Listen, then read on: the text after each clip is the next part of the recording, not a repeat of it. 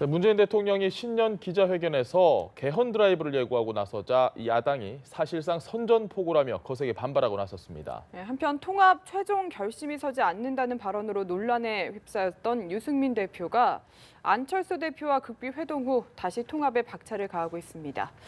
최창렬 용인대 교육대학원 원장, 장성호 건국대 교수 두 분 모시고 정치권 이슈 짚어보겠습니다. 어서 오십시오. 안녕하십니까? 네, 안녕하세요. 예.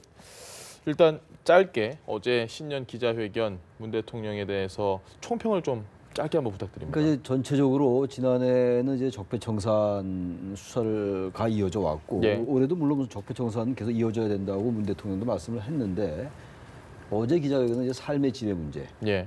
제목도 그랬잖아요. 삶이 나아지는 나라 이렇게 했기 때문에 삶의 질을 어떻게 개선할 것인가에 전반적인 그 초점이 맞춰진 기자회견이었다. 예. 물론 이제 외교라든지 사회 경제적인 문제 여러 가지 얘기가 나왔어요. 정치 개헌 얘기도 나왔고 예. 나왔지만 어쨌든 이러한 모든 것들이 우리 국민들의 삶의 질의 개선과 연관이 안 되면 안 된다는 그런 인식을 가지고 예. 어제 기자회견 신년사 등에 임했다라는 생각이 들고요. 또 총평이라고 하면 어쨌든 뭐 누가 다 얘기하는 겁니다만 과거 기자회견들이 격식에 짜맞춘 그런 예. 기자회견이었잖아요. 뭐 일부에서는 짜고 치는 고스톱이었다. 이제 되게 왜냐면 청와대 대변인과 기자들이 서로 잘 아니까 예. 질문 순서라든지 내용이라든지 이런 거 다 알고 했는데 어제는 전혀 그렇지 않았잖아요. 오히려 백악관의 기자회견 스타일보다 더욱더 그런 부분은 자유로웠던 것 같아요. 그건 예. 뭐 아주 좋아 보였던 것이고 그런 것들에 비해서 조금 아쉬웠던 거는 기자들의 질문이 너무 평이로웠다라는 생각이 들어요. 예. 저도 그 자리에서는 언론의 입장에서 물론 대통령에게 질문하는 거지만 국민들이 그 자리에 있을 수가 없으니까 국민들이 궁금해하는 거 예. 이런 것들을 국민들을 대신해서 질문을 하는 게 언론의 역할이라고 보는데 어제 17명이 질문을 했어요. 예. 외신 기자가 3명이 질문을 했고 그런데 그런 여러 가지 뭐 좋은 질문도 많이 나왔어요. 예. 그럼에도 불구하고 아주 예민한 것들이 있어요. 사실 뭐 문재인 대통령의 지지도가 지금 70%를 넘고 있습니다만 예. 문 대통령을 지지하지 않는 국민도 있는 거 아니겠어요? 특히 야당의 입장 이런 예. 것들을 일부러라도 문 대통령이 굉장히 껄끄러운 질문을 함으로써 대통령도 거기에 대해서 적극적으로 국민들에게 해명할 수도 있는 것이고 예. 또 국민들이 궁금해하는 거를 기자회견을 통해서 알 수가 있는 건데 너무 그런 것들이 좀 배제된 게 아닌가. 아주 예민한 부분, 경제 문제도 있고 많이 있잖아요. 정치 문제도 이렇고. 근데 그게 거의 배제된 것 같아요. 그래서 그런 청와대 의도, 아주 자유로운 질문, 자유로운 기자회견의 형식 이런 것들에 비해서 오히려 기자회견이 기자들의 어떤 그 지나치게 평이한, 좋게 말하면 평이한 거고 조금 부정적으로 말하면은 핵심을 찌르지 못한 질문들이 오히려 기자회견을 전반적으로 좀 그게 더 정확한 표현이라고. 그렇게 생각합니다. 그래서 그런 것도 좀 보완할 필요가 있을 것 같아요. 다음 기자회견에서는. 알겠습니다. 교수님도 보셨죠? 네. 지난 5월에 취임을 하고 나서 이제 아직 1년이 되지 않지 않았습니까? 예. 우리 대통령 임기가 5년인데 1년 동안 개혁을 준비하고 그리고 2년, 3년 차 개혁을 입법화를 바탕으로 해서 개혁을 하고 그리고 4년, 5년 차 정권 이양 준비를 하는 안정화가는 이런 시스템이 상당히 중요한데 현재까지는 이명박 박근혜 정권에서는 임기 초에 미순위 후순위 사건이라든가 예. 그리고 또 뭐 노무현 대통령 때는 노무현 탄핵이라든가 예. 지난 박근혜 대통령도 마찬가지로 여러 가지 사태가 일어나지 않았습니까? 네. 다행히 지금 문재인 정권은 이런 큰 어떤 국가적인 사태가 일어나지 않았기 때문에 순항하고 있다고 봅니다. 그렇기 때문에 어제의 그런 모습도 정권의 색깔이 지금 탈권위 아니겠습니까? 예. 탈권위의 모습을 그대로 보여줬고 그리고 아직은 준비 기간이다. 그래서 대통령이 어제 신년사는 정치의 목적을 그대로 국민들한테 보여주는 성과를 평가하는 자리는 아니었다. 이렇게 보기 때문에 정치의 기본은 그겁니다. 사회적 가치를 권위적으로 배분해주는 예. 그것이 대통령의 역할이고 그리고 목적은 그거 아닙니까? 통합성과 미래성인데 대통령이 국민과 사회적인 갈등을 통합하고 그리고 미래를 나아갈 수 있는 비전을 제시하는 이런 세 가지에 충실한 그런 회견이었고 물론 대통령이 만병통치약을 가진 것은 아니지만 예.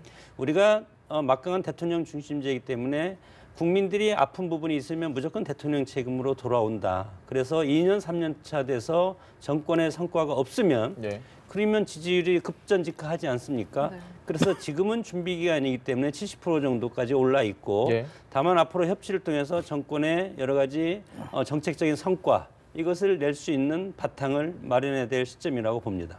알겠습니다. 지금 저희가 화면에 보여드리고 있는데 이 리얼미터에서 문재인 대통령의 국정 수행 평가 지지율을 보여주고 있습니다. 역시 70%가 넘었습니다. 상당히 네. 높은 지지율이 지금 집권 9개월 차의 다른 대통령들의 지지율을 정확하게 이제 분석을 해보지는 않았는데 이 정도면 뭐 제일 높을 겁니다 아마. 예. 지금 맨 처음에 김영삼 전 대통령의 경우가 뭐 90%까지 간 적이 있어요. 예. 그건 임기 초기에 예, 하나회 척결하고 금융실명제 도입하고 이럴 때고 집권 2년 차 아직 뭐 지금 문재인 대통령은 말이 2년 차지 몇 예. 개월 안 됐죠. 지금 이제 5월달에 취임했으니까 9개월 이제 9개월 차째죠 정도죠. 지금. 예, 그럼에도 불구하고 역대 대통령들 민주화 이후에 비교해 볼 때 굉장히 높은 수준이에요. 그러니까 그만큼 어쨌든 지난 정권의 여러 가지 헌법 농단이라든지 이런 것들 국정 윤리에 대한 적폐 청산 수사가 예, 국민들로부터 지지를 받고 있다고 보여지고 또 어쨌든 어제 기자회견도 그랬습니다만 국민들과 어쨌든 소통하려는 노력 같은 것들은 다 인정하는 거잖아요. 예. 그런 부분들이 국정 지지도가 높게 나타나는 어떤 요인이 아닌가라고 생각이 됩니다. 알겠습니다. 네. 그 국정 지지도가 높은 걸 아마 기반에 두고 지금 강력하게 추진하는 게 개헌 드라이브입니다. 근데 어제도 문 대통령이 이야기를 했죠. 사실상 국회의 어떤 시한을 딱 정해서 3월까지는 하라. 뭐 하라라는 표현은 그렇지만 해달라. 뭐 이런 이야기를 한 것 같은데 야당의 반발이 만만치 않습니다 지금. 그렇죠. 이것이 이제 또 정략적으로 어떤 정치적인 셈법이 들어가기 때문에 상당히 어려움을 겪을 가능성이 상당히 큰데 역대 정권마다 개헌을 상당히 큰 국정의 어떤 전환의 드라이브로 쓰는 것이 상당히 많았는데 예. 지금까지 1987년 체제가 들어선 지가 벌써 30년, 40년이 돼가지 않습니까? 예. 그때마다 개헌이 왔을 때는 여러 가지 정치적인 타협이 없었기 때문에 개헌을 할 수가 없었습니다. 왜냐하면 국회에서 결국은 3분의 2가 찬성을 해야만이 예. 국민 투표를 한 것이 국회를 통과해야 되지 않겠습니까? 이런 상황이 상당히 어려운데 대통령께서 이런 것들을 하는 것은 첫 번째는 이제 민심. 예. 방금 말씀드렸지만 70%의 지지율을 가지고 이것을 드라이브를 하는데 결국은 민주당 정권은 소수 정권이라는 현실이 있고 예. 물론 여기에는 국민의당도 있지만 결국은 개헌은 국회 3분의 2가 찬성을 해야만이 통과가 되는 것이고 예. 그렇기 때문에 여당과 야당이 합의를 하지 않으면 저는 불가능하다고 봅니다. 예. 대통령이 발의를 할 수가 있고 국회에서 발의할 수가 있고 두 군데서 발의를 할 수는 있겠지만 결국은 마지막은 국회에서 결정하는 거기 때문에 상당히 어렵다. 그리고 문재인 대통령이 이것을 강하게 던지는 것은 본인의 대선 공약이었다. 이런 예. 명분이 있지만 실질적으로는 이 개헌의 이슈를 가지고 지방선거를 압도할 수 있는 예. 그런 소지가 저는 되리라고 봅니다. 이렇기 때문에 물론 개헌이라는 것은 국민 모두가 이것에 수혜를 받는 그런 헌법적인 구조지만 결국은 개헌을 성공한다면 정권에서 성공한 거랑 같기 때문에 정권의 지지가 상당히 올라갈 가능성은 있습니다. 예. 그래서 한국당에서는 야당에서 물론 개헌의 필요성을 인정하지만 지방선거 이제는 안 되겠다. 예. 이런 것이 지금 야당의 어떤 그 노림수가 있는 것 같은데 결국은 여당과 야당이 합의를 하는 그런 모습, 대통령이 무조건 하겠다. 이렇게 하면은 한국당은 오히려 여기에 대해서 반대할 가능성이 상당히 많기 때문에 이것을 국회에서 던져서 민주당과 한국당, 국민의당이 이것을 잘 협의해서 국민의 뜻이 무엇인지 파악을 하고 예. 여론조사라도 해서 국회에서 결정해 달라. 이런 모습이 오히려 조기에 합의할 가능성이 크다고 봅니다. 알겠습니다. 지금 지적해 주신 대로 사실은 한국당이 합의를 안 했지만 현실적으로 이게 개헌안이 통과되는 게 불가능하거든요. 그런데도 뭔가 정부 개헌안이 뭔가 나올 가능성도 내비쳤거든요. 이에 대해서는 좀 어떤 의도 지금 가지고 이제 있다고 국회 개헌 특위가 이제 6개월이 연장이 됐잖아요. 예. 그리고 그동안 뭐 국회 개헌 특위가 사실상 개점 휴업이었어요. 근데 지금 뭐 문재인 대통령뿐만이 아니라 홍준표 대표도 대선 후보 때 개헌을 공약을 했던 거거든요. 예. 지금 지방선거와 동시에 국민투표를 실시하자 개헌 국민투표를 이건 사실 그 공감대가 형성이 돼 있는 부분이에요. 근데 앞서 말씀하신 것처럼 개헌이 이제 이슈가 되면은 아무래도 이제 국민들의 관심이 높아질 거고 예. 그렇게 되면 이제 지방선거 투표율이 높아지고 지방선거 투표율이 높아지면 야당이 불리하다 뭐 이런 계산을 하는 것이 아닌가 야당에서는 이런 생각도 좀 들고요. 또 정권 심판론이란 이런 선거 프레임이라고 할까 이런 것들이 작동되기가 좀 어렵겠죠. 개헌에 대한 이슈가 의제가 예. 선거의 의제가 될 수가 있으니까 아마 그런 것들 때문에 야당은 일단 지방선거와 동시에 개헌 국민투표하는 것에 반대하는 것 같아요. 그러나 어쨌든 명문은 연내 개헌을 하겠다는 입장을 내세우고 있어요. 그래서 예. 어쨌든 개헌은 이게 어제 오늘 얘기가 아니잖아요. 87년 체제라는 게 그 당시 장기 집권을 방지하고자 했던 건데 그 이제 뭐 효력은 다 한 거죠.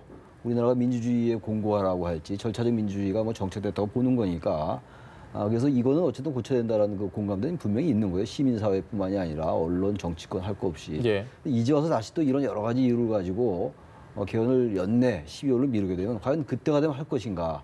이게 임기 초가 아니면 개헌이 어렵습니다. 기본적으로. 임기 말로 가면은 아무래도 이제 지지율 레임덕 같은 것 때문에 어렵고 임기 초에 뭔가 해야 되는데 지금 무슨 내년 가고 이러면 저 한국당이 또 다른 얘기를 들고 나올지도 몰라요. 저는 네. 그래서 한국당이 너무 소극적으로 대할 게 아니라 오히려 적극적으로 역으로 개헌에 대해서 적극적으로 나가면 오히려 자신들에게 지지가 갈 수도 있는 거란 말이죠.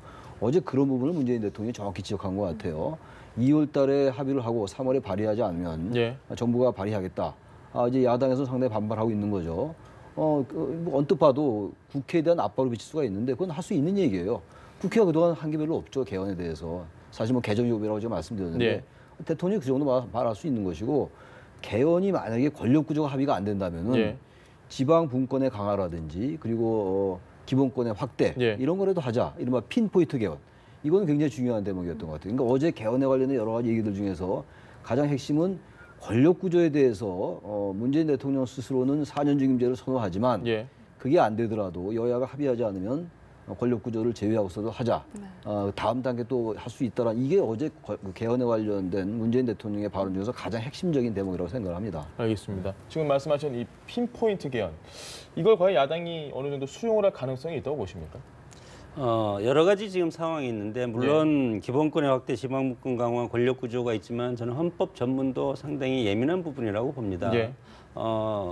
예를 들어서 5.18 문제라든가 여러 가지를 헌법에 넣느냐 빼냐, 그리고 임시정부 적통은 어디까지냐, 예. 이거부터 하면 사실은 실질적으로 논의가 시작되면 훨씬 더 길어질 가능성이 상당히 크다. 그래서 시기적으로 저는 2월 달까지 못을 박았는데 기본권 제한의 헌법 전문이라든가 지방분권만 하더라도 사실은 지금 테이블에 올려놓고 논의를 한다고 하더라도 이 공방이 국회에서 공방이 결국은 국민적 공방으로 이것이 퍼지는 것 아니겠습니까? 이렇게 됐을 때 국론 분열 양상이 될 가능성이 상당히 큰 문제다. 그래서 저는 역설적으로 저는 보면 제가 과거에 국회 개헌 연구회 활동을 했습니다. 예. 해가지고 권력 구조에 대해서는 다 만들어 놓고 이만큼 두꺼운 지금 전집처럼 만들어 놓은 게 국회에 있는데 이것만 갖다 놓고 결정해도 저는 된다고 봅니다. 그때 당시에 제가 이제 연구한 게 이원 집정부제에 대해서 제가 이제 연구를 했는데 이런 걸 이렇게 보면 저는 오히려 기본권이라든가 헌법 전문이라든가 이런 것보다도 권력 구조를 하는 것이 훨씬 저는 더 개헌을 하기에는 훨씬 더 간단하고 그리고 빠른 합의가 있을 수 있다. 예. 이것은 국민적 합의보다도 오히려 정치권에서 합의하면 이것이 가능할 것이기 때문에 제가 개인적으로 판단할 때는 권력 구조를 먼저 손을 대는 것이 훨씬 좋겠다. 그리고 여력이 되면 그다음에 기본권이라든가 지방분권, 헌법 전문 이런 것까지 해서 저도 개인적으로는 각 당의 대선 후보가 지방선거 때 개헌 투표를 하겠다고 공약하지 않았습니까? 예.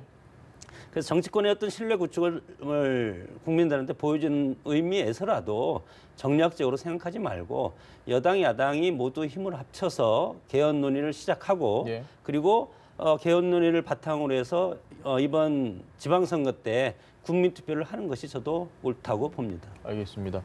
야당에서는 사실상의 선전포고다 이렇게까지 지금 이야기를 하고 있거든요. 이 부분은 적합하다고 보십니까? 그 선전포고는 아니죠. 개헌은 여야 후보가 다 공약했던 거잖아요. 약속을 했던 공약하고 다른 공약들은 사정에 따라서 좀 미룰 수도 있고 그래요. 이 개헌이 언제부터 나온 얘기입니까? 이게 박근혜 정권도 개헌한다고 개헌 못했고 이명박 정권도 그랬고 정권 때마다 그랬잖아요. 그래서 뭔가 촛불 민주주의에서 우리나라를 좀 바꿔야 되겠다. 적폐청산 수사를 하는 한편 이것이 한국 사회의 얼개를 바꾸고 구조를 바꾸는데 이게 연계가 돼야 될 거 아니에요. 거기에 가장 중요한 건 역시 개헌이거든요. 역시 권력 구조가 가장 핵심이죠. 개헌에 있어서. 그러나 앞서 말씀드린 바와 같이 워낙 생각이 달라요. 지금 제1야당은 이원 집정부제 생각을 하고 있는 거고 민주당은 지금 4년 중임제 개헌이거든요. 권력 구조에 대해서 아는 다 나와 있습니다만 아니야 다 있죠. 이원 집정부제, 내각제, 분권형 대통령제 여러 가지 있는데 어떤 것을 하느냐 결정이 가장 어려운 건데 제가 보기엔 지금 여야가 어느 하나의 권력 구조, 어느 하나의 정부 형태로 합의를 하기는 저는 거의 불가능할 것 같아요. 그렇다면은 그것 때문에 아무것도 못할 거냐 또. 그러나 지방분권이나 기본권 같은 경우는 여야가 절충하고 타협하면요 합의할 수 있다고 저는 생각합니다. 기본적으로. 그것도 다 안이 나와 있기 때문에. 저는 그래서 권력 구조 문제가 계속 정치적으로 정략적으로 싸울 게 아니고 일단 기본권 문제나 특히 지방 분권은 굉장히 중요해요. 분권형 대통령제 못지않게 중앙과 지방에 있어서 지방이 지금 지방 자치를 하고 있습니다만 예. 굉장히 중앙에 집중돼 있잖아요. 그거를 헌법에 규정을 하면은 상당 부분 권력 분산 효과를 놓을 수가 있는 거거든요. 그래서 그걸 한 다음에 그 다음에 또 다음 기회에 할 수 있다고 좀 봅니다. 또 하나 문제, 아까 헌법 전문 말씀하셨는데 그거야말로 굉장히 어려워요 지금. 예. 헌법 전문의 여러 가지 5.18 광주 민주화 운동 이 부분이라든지 또 건국절 문제 이런 예. 것들. 어제 대통령께서 그 말씀하셨잖아요. 내년이 임시정부 수립 100주년이다. 이런 네. 못을 박았어요.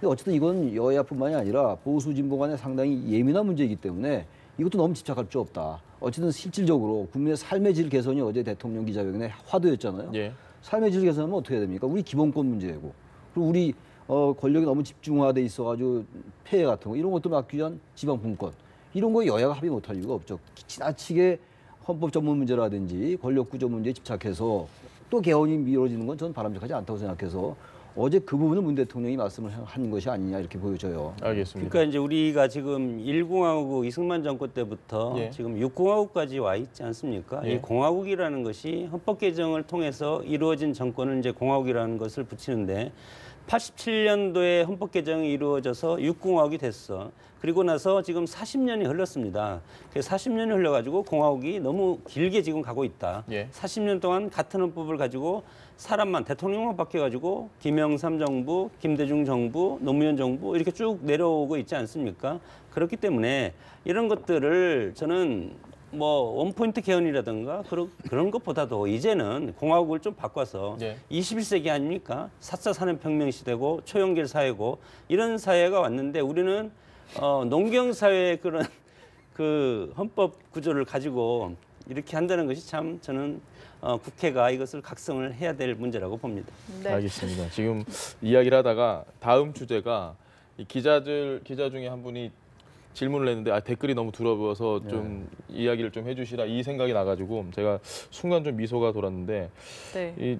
저희 입장에서는 상당히 좀 관심도 있는 분들도 있고 과연 어떻게 대통령이 답을 할까 좀 궁금했거든요. 일단 한번 직접 대통령의 답변을 들어보시고 이야기 나눠보도록 하겠습니다.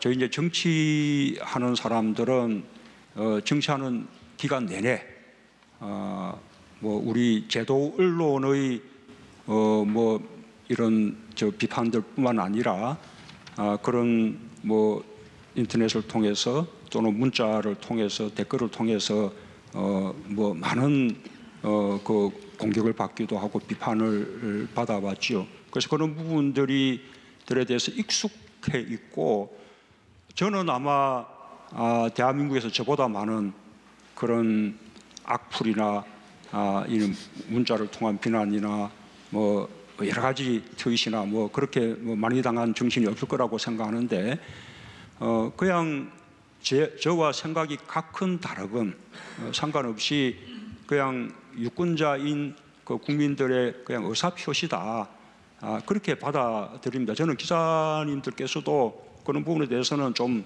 담담하게 그렇게 뭐 생각하시면 되지 않을까 싶습니다. 너무 그렇게 예민하실 필요는 없지 않은가 그렇게 생각을 합니다. 예. 네, 지금 문 대통령의 답변을 좀 들어보셨는데 사실 저희도 기사를 쓰면서 이게 좀 문제가 될까 뭐 이런 고민도 하기도 하고 근데 문 대통령이 뭐 그렇게 예민하게 판단을 하지 말라. 근데 실제로 저 질문을 한 기자에게 또 엄청난 댓글들이 많이 달렸다고 합니다. 우려했던 일이 다시 한번 반복이 된 건데 최 교수님 생각은 좀 어떠세요? 저는 뭐 이런 댓글을 제가 별로 남들에게 관심을 잘 주지 못해서 예. 많이 받지 못해가지고 저도 뭐 이런 댓글 이 정도까지는 아니지만 저도 댓글 많이 받아보죠. 사실 예. 뭐 박근혜 정권 때 제일 많이 받았어요. 사실 문재인 정권보다. 근데 아무튼 저는 개인적으로는 제가 이제 그런 걸 받을 때 굉장히 분노를 느낀 적도 있어요. 예. 제가 경찰 찾아간 적도 있습니다. 하도 심한 욕설이 저한테 있어가지고 네. 그래서 가다가 다시 돌아왔죠. 그래서 가다 내가 뭐 이럴 거냐 하고 돌아왔던 기억이 나는데 몇 년 전 얘기입니다만. 예. 지금 이 얘기는 그건 것 같아요. 이른바 이제 문자 폭탄. 이 얘기는 정치권에 많이 나왔던 얘기예요. 예. 이른바 팬덤 현상 같은 거잖아요. 근데 문재인 대통령뿐만이 아니라 박근혜 전 대통령도 이른바 박사모가 있었잖아요. 예. 다 정치인들이 다 자신들을 극렬하게 지지하는 그 유권자가 있기 마련이에요. 단지 네. 이제 그 유권자의 계층이 얼마나 두텁냐. 그리고 어제 그 기자가 질문했는데 그 기자에게 다시 댓글이 달렸다는 거잖아요. 그렇죠. 지금. 그러니까 그 정도는 굉장히 지금 이거를 바라보는 이 문자를 보내는 그 계층 유권자들이 예민한 사람들이거든요. 그래서 이것도 지금 대통령의 말씀을 반대로 해석하면은 예. 그런 것들에 대해서 이 댓글을 다는 분들도 너무 예민할 필요가 없을 것 같아요. 그리고 기자들도 그런가 보다. 네. 저는 뭐 기자가 아닌데도 그냥 뭐 그런 거 받고 그랬으니까 그렇게 하면 될 것 같아요. 그러면 자연적으로 소멸이 되지 않을까? 저는 이렇게 생각해요. 이걸 자꾸 문제 삼는 순간 다시 쟁점화가 되고 예. 쟁점화가 되면 그 댓글을 다는 사람들을 더 자극하게 되고 또 다시 이거야말로 이제 아주 맹목적인 대립과 어떤 적대로 하는 거거든요. 이거는 특별한 이슈에 대한 논거라든지 합리적인 비판이나 반박이 아니라 예. 굉장히 이거는 감성적이고 감정적인 대응이 될 수가 있다는 겁니다. 이런 것들은 그래서 굉장히 조심해야 되는 거란 말이죠. 바로 네. 이제 그렇기 때문에 어제 질문이 나왔는데 문 대통령이 굉장히 순발력 있게 대응한 것 같아요. 이거 심각하게 대응하지 않고 예. 너무 예민할 필요 없지 않냐라고 이제 웃어 넘겼는데 그 기자가 또 댓글을 받았으니까 아무튼 문제는 어느 한쪽에 대해서 지나치게 팬덤 현상은 바람직하지는 않죠. 그러나 또 민주주의 사회에서 어느 정치인들이나 다 자기를 지지하는 그 극렬 지지자들이 다 있기 마련이에요. 그래서 그런 것들에 대해서 질문까지 할 필요가 있었는가 생각도 드는데 어쨌든 뭐 기자들이 하나의 권리기도 하니까 예. 뭐 질문이 나왔던 거니까 어쨌든 좀 예민할 필요는 상대방 서로 없다 상호간에 이런 생각이 좀 듭니다. 알겠습니다. 네, 시간이 없는데 짧게 예. 한마디 해주시죠. 뭐 과학혁명과 정보화 시대의 어두운 면이라고 저는 이제 얘기할 수가 있는데 과거에 인터넷 실명제가 헌법 위반으로 인터넷 실명제 법안이 폐기되지 않았습니까? 예. 그래서 익명성 뒤에서 숨는 이제 여러 가지 악플 이런 것들도 문제가 이제 되는 것도 하는데 예. 결국은 관용의 문화가 필요하다고 봅니다. 상대를 인정하고 상대의 의견을 존중하고 물론 비판을 할 수 있지만 비난하는 것보다는 오히려 개선점을 얘기해 줄 수 있는 그런 어떤 표현의 자유로 우리가 이제 선용하는 그런 모습이 상당히 중요하다 그렇게 봅니다. 네, 지금까지 최창렬 용인대 교육대학원 원장, 장성호 건국대 교수와 함께했습니다. 말씀 감사합니다. 네, 고맙습니다. 네, 수고했습니다.